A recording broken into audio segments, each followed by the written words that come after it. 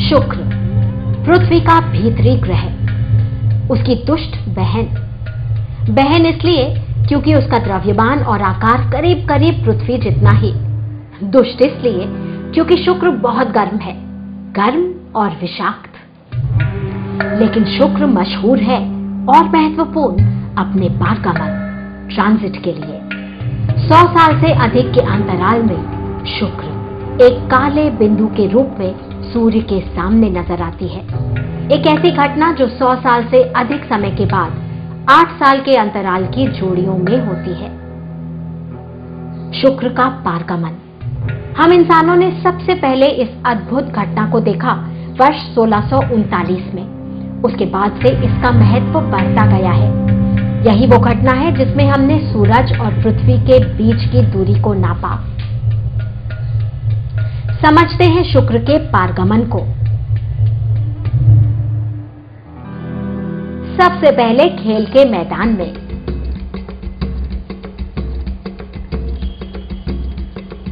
ये है सूरज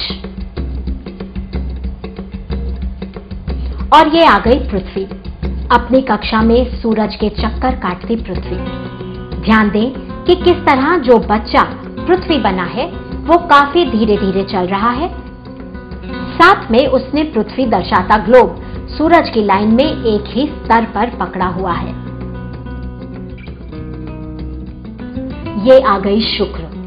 उसके हाथ में शुक्र दर्शाती एक और गेंद। वो भी अपनी कक्षा में घूमना शुरू करती है, लेकिन उसकी गति पर गौर करें। वो पृथ्वी से तेज चल रही है। ये भी देखें कि किस तरह वो बीच में पहुंचते पहुंचते अपनी गेंद को सिर के ऊपर उठा लेती है और फिर धीरे धीरे नीचे करती हुई अपने घुटनों तक ले आती है। ऐसा करके वो दिखा रही है शुक्र की कक्षा, जो पृथ्वी की कक्षा की तुलना में एक कोण पर झुकी हुई है। इसीलिए शुक्र अक्सर ऊपर या नीचे से निकल जाता है। लेकिन 100 वर्षों से भी ज्यादा समय के अंतराल में एक अजब घटना होती है। शुक्र और पृथ्वी एक ही लाइन में सूरज के सामने आ जाते हैं। यही होता है शुक्र का पारगमन। ये एक्टिविटी करके मुझे ये पता चला कि वीनस बार बार इसलिए नहीं दिखता क्योंकि या तो वो ऊपर से निकल जाता है या तो नीचे से, जिसकी वजह से वो क्रॉस नहीं करता।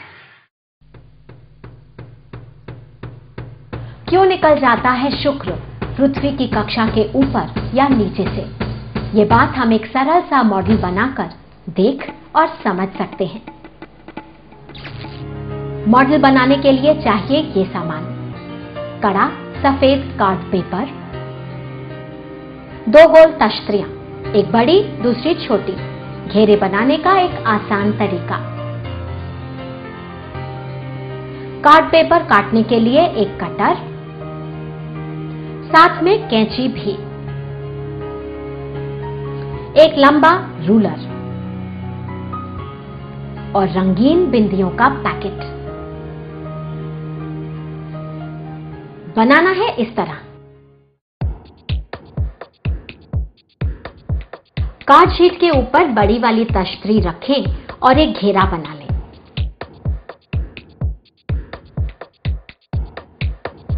अब बड़े घेरे के बिल्कुल बीचों बीच रखें छोटी तश्तरी और एक और घेरा बना लें। बन गए हैं 2 घेरे, एक बड़ा एक छोटा। बड़े घेरे को कैंची या कटर की मदद से काट लें।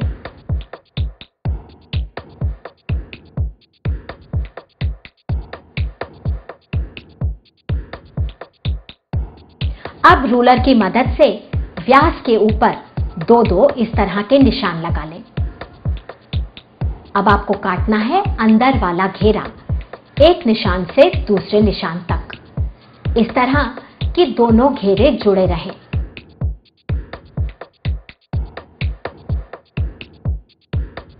अब बिंदियां चिपकाना शुरू करें। बीचों बीच बड़ी वाली गोल लाल बिंदी, अंदर के घेरे पर पीली बिंदियां और बाहर वाले घेरे पर किसी दूसरे रंग की बिंदियां। समझते हैं कि हमने क्या बनाया है।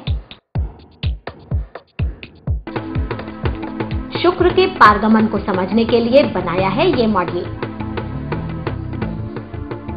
हमने एक प्लेट का इस्तेमाल करके एक आउटर सर्कल काटा। बाहरी घेरा जो है सूरज के चारों तरफ पृथ्वी की कक्षा, नीली बिंदियां पृथ्वी, उसकी अलग अलग स्थितियां। और उसके बाद हमने एक इनर सर्कल भी काटा। ये है शुक्र की कक्षा, पृथ्वी की कक्षा से 3.5 अंश के कोण पर झुकी हुई, ताकि हम दिखा सकें कि जो वीनस का ऑर्बिट है वो अर्थ के ऑर्बिट को इंक्लाइन करे। ये सरल सा मॉडल हम दिन के खगोल शास्त्रियों को दिखाता है कि किस तरह शुक्र या तो पृथ्वी के ऊपर से या नीचे से निकल जाता है। इससे या तो वीनस ऊपर से चला जाता है या तो वह नीचे से चला जाता है। लेकिन हमेशा ऐसा नहीं। 100 साल से अधिक के बाद 8 साल के अंतराल की जोड़ियों में वीनस पृथ्वी की लाइन में आता है, और यही है शुक्र के पारगमन का समय।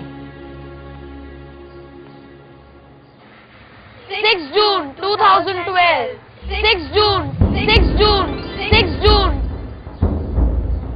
हाँ, जब 6 जून को ट्रांसिट होगा तब मैं उसे जरूर देखूंगी। मैं बहुत एक्साइटेड होंगी। खेल के मैदान में शुक्र के पारगमन को सेटअप करने का समय। चाहिए ये सामान, एक स्टैंड, शुक्र के पारगमन की एक सही पैमाने पर तस्वीर, 1.21 सेंटीमीटर व्यास का कंचा, यह है नैनो शुक्र। यहां इस दल के पास है शुक्र के पारगमन की असली तस्वीर, एक पोस्टर पर छपी हुई। काला बिंदु शुक्र है। आप नाप कर अपने लिए ऐसी तस्वीर बना लें। सूरज का व्यास होगा 139.2 सेंटीमीटर और उसके सामने शुक्र होगा 4.1 सेंटीमीटर।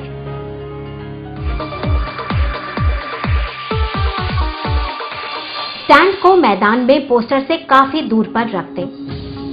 धागे से बंधा नैनो वीनस उस पर बांधना है। अब नैनो वीनस यानी कंचे पर नजर रखते हुए आपको पीछे चलते जाना है। उस जगह तक पहुंचना है जहां ये नैनो वीनस पोस्टर पर छपे काले बिंदु को पूरी तरह ढक ले, दोनों एक हो जाएं। अब जहां आप पहुंचेंगे वो है पृथ्वी का स्थान। सब कुछ पैमाने पर, तो नापना शुरू करें। पोस्टर और कंचे के बीच की दूरी पहले नाप लें। पोस्टर यानी सूर्य और कंचा यानी वीनस शुक्र। यहां ये दूरी है 104 मीटर।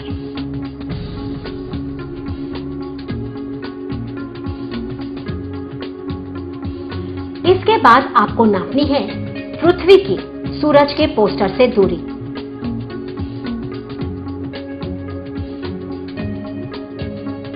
पृथ्वी की जगह वो जहां से कंचा और पोस्टर पर काला धब्बा एक हो गए थे।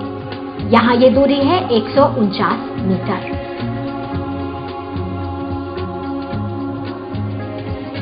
क्या ये असल दूरी के अनुपात में है? पता करते हैं।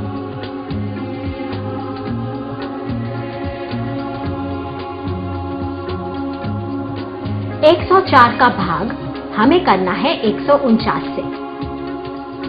जवाब मिला 0.69। असल दूरी में क्या होगी ये गणना? शुक्र की सूरज से दूरी 10 करोड़ 70 लाख किलोमीटर, पृथ्वी है 15 करोड़ किलोमीटर दूर। करते हैं भाग, मिला 0.71। हमारे जमीनी प्रयोग से ज्यादा अलग नहीं, सफल हुए हैं हम। सच्चे वैज्ञानिक की निशानी है कौतूहल, जिज्ञासा।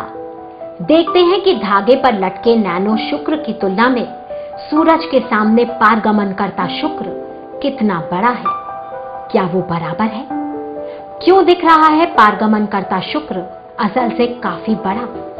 सोचिए और बूझिए। शुक्र का पारगमन 6 जून 2012 को सूर्योदय के साथ ही शुरू हो जाएगा। तो तैयार रहिएगा, ये हम सबकी जिंदगी का पारगमन देखने का अंतिम मौका होगा।